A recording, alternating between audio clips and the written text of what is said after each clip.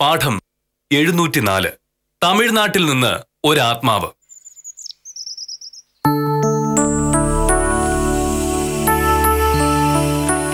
Revenue വകുപ്പിലെ സ്ഥാനക്കയറ്റവും സ്ഥലം മാറ്റവും തീരുമാനമാകാതെ വൈകുന്നു. ഭരണമുന്നണിയിലെ ഘടകകക്ഷികൾ തമ്മിലുള്ള അഭിപ്രായ ഭിന്നതയെ തുടർന്ന് റവന്യൂ വകുപ്പിലെ സ്ഥലം മാറ്റവും സ്ഥാനക്കയറ്റവും അനിശ്ചിതമായി വൈകുകയാണെന്ന് ഞങ്ങളുടെ തിരുവനന്തപുരം ലേഖകൻ ചൂണ്ടിക്കാട്ടുന്നു. ഇപ്പോഴത്തെ അവസ്ഥയിൽ തീരുമാനങ്ങൾ സമീപ ഭാവിയിൽ നിന്നും ഉണ്ടാവാനിടയില്ലെന്നാണ് രാഷ്ട്രീയ വൃത്തങ്ങൾ പറയുന്നത്. കഷ്ടം. മുന്നണിയിലെ തർക്കത്തിന്റെ പേരിൽ എന്നെ പോലുള്ളവരുടെ പ്രമോഷനാണ് വൈകുന്നത്.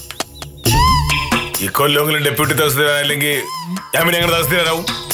മോനേട്ടാ, ഇതെന്താണ് ഇത്ര വലിയൊരു ആത്മകഥം? പത്രത്തിലെന്തോ വാർത്ത കണ്ടിട്ടാണെന്ന് തോന്നല്ലോ. നീ കണ്ടോ?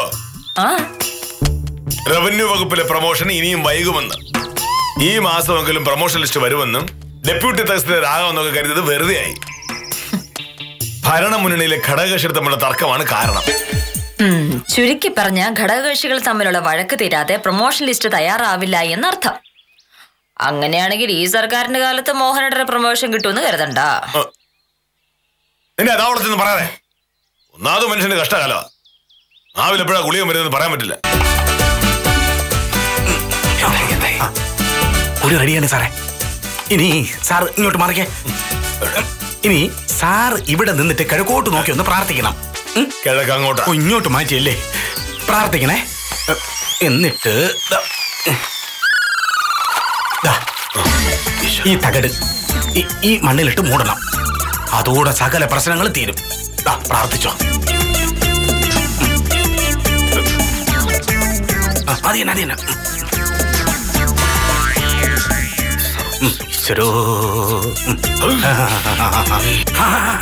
അല്ല കണ്ട തകടിന്റെ ശക്തി കണ്ട.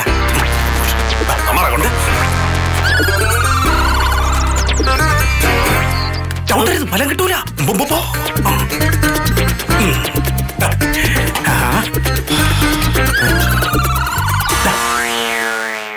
സാറേ, ഇനി ചില കാര്യങ്ങൾ സിദ്ധം പറഞ്ഞിട്ടുണ്ട്.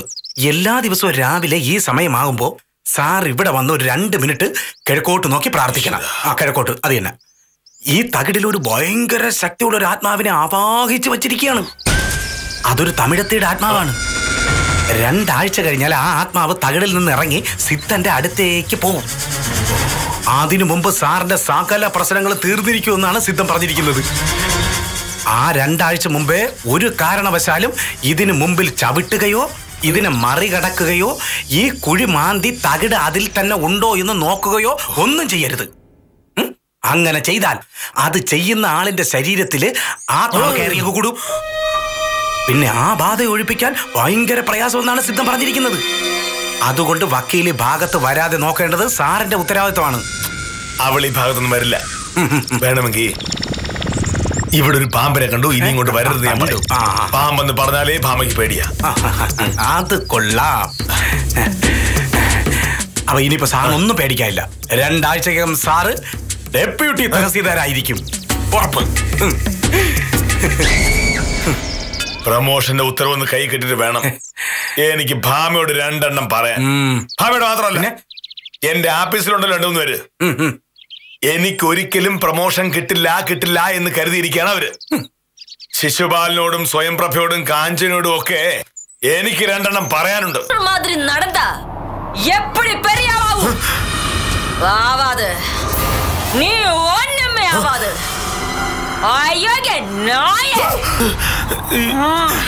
നായെന്ന് പറഞ്ഞ പട്ടിന്നല്ലേ മലയാളത്തില്?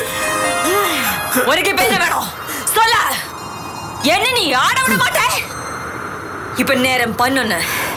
இந்த நேரம் எனக்கு டெய்லி டான்ஸ் பிராக்டிஸ் பண்ண நேரம். நீ வெளிய போ. നീ എന്നോ സ്വന്തം ഭർത്താവിന്റെ മുഖത്ത് നോക്കി നീ എന്ന് വിളിക്കുന്നത്? നീ ഏത് ഭാര്യ?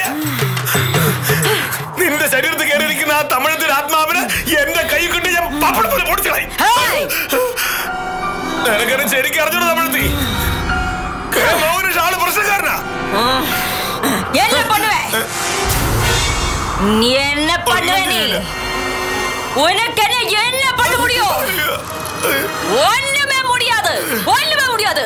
എന്റെ ദൈവമേ. எங்க? ഞാൻ ഇവിടെ ഉണ്ട്. പിടിച്ചിട്ടുണ്ടല്ലോ. ഇനിയും ഇങ്ക പേസി ടൈം വേസ്റ്റ് பண்ணாத നീ പോ.